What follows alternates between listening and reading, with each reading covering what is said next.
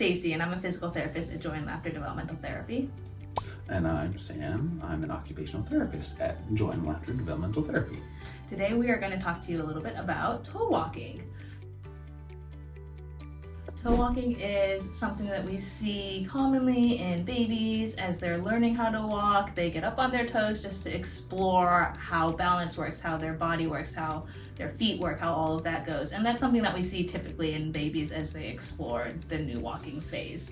When we become a little bit more concerned about toe walking is as our kiddos get older and we're seeing it more persistently. So that means more often than not, we're up on our toes, and that's our preferred way of walking. At that point, you want to address why are we walking like that, and there's usually a couple of different reasons that could be influencing that pattern of walking. From a physical therapy point of view, a lot of times there's muscle tightness or weakness that's affecting our ability to get our foot flat on the floor. Most commonly, our calf muscles are really tight, and that makes it very difficult for us to get our heel down on the floor, so we rise up onto our toes and choose to walk on our toes like that. There are also other factors that can also impact our children's choices to walk on their toes. Sam will talk about a few of the sensory reasons why a kiddo might be walking on their toes. Thank you, Stacey.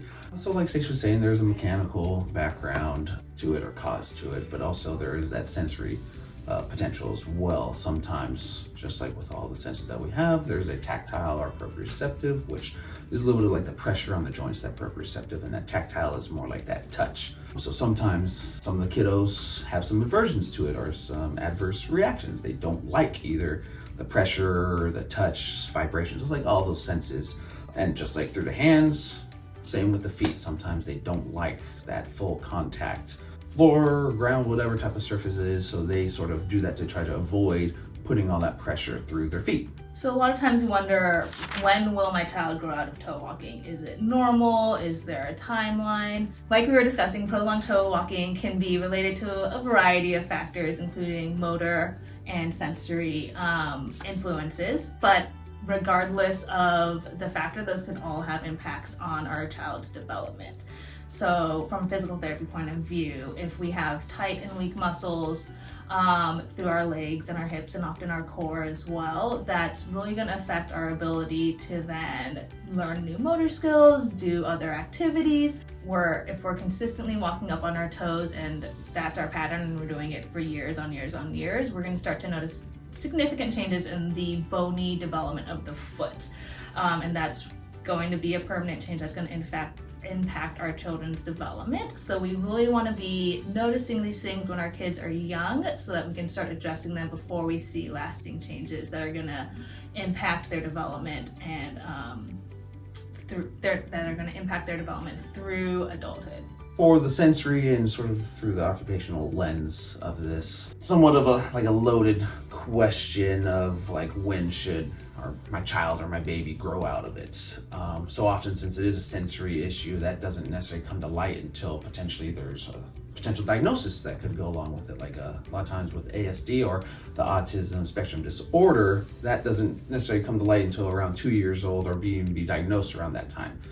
So just like Stacey was saying, that is sometimes a normal developmental progress is, that toe walking, and then ideally right around at 2 years old is sort of when it should integrate and hopefully become flat. But then that's when we can start seeing some potential sensory concerns. So there's not really a time frame behind when they should grow out of it. It is also when they might start seeking some potential services from, say, either a physical therapist or an occupational therapist, is to help with that sensory input.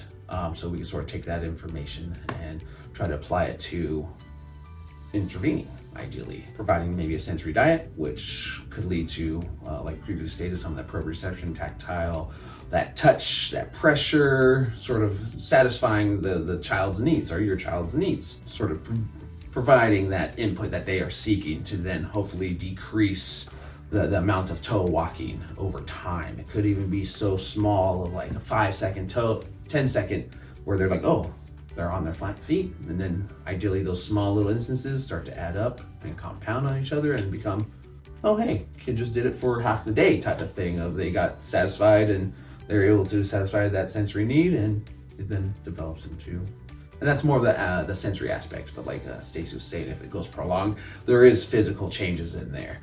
So it's a good little combination of both, trying to address maybe the physical needs, and then if there's both physical and sensory, creating that best intervention, I guess, or modality just for the kid to obviously prevent those potential long-term.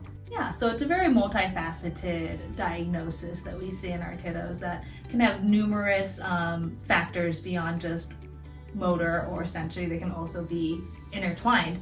So how can we kind of start working on this at home? What can we do? If you're noticing that your kiddo's up on their toes a lot and it seems to be consistent and they're having a hard time just getting that foot flat, if it seems like they're kind of tight back there, there's lots of stretches we can do to help address that. We also really want to make sure that our toe walkers have what we call supportive shoes. Shoes that are really going to encourage them to get their foot flat. They're not going to be easily flexed so that they can rise up on their toes. So that means avoiding shoes like Crocs and sandals that you can just bend from heel to toe and have really easily. Finding a more supportive tennis shoe that's really going to help support that foot and help discourage them from rising up on their toes. There's also different sensory activities you can do at home that Sam can walk us through. Yes, so like previously stated, it's sort of creating your own little like sensory diet. Once you find out what your child is sort of craving, what type of sense, either that tactile, that touch, maybe the surface they don't like, you can try to trial different surfaces that they are sort of seeking, basically, or craving, or even pressure, a certain type of pressure here and there. So it's almost like providing what they are seeking to sort of get the result of satisfying no longer on the balls of their foot, but now sort of going through the whole foot, pressing through the entire foot. And that's something that even occupational therapists working often in tandem with physical to get both needs is to try to figure out what your child is seeking or craving or even avoiding, and trying to find different ways to satisfy those needs that then will sort of tell at least in a sensory sense, what they are seeking and how to satisfy that for longer durations. And then also teaching them to be independent in being able to seek that sensation out.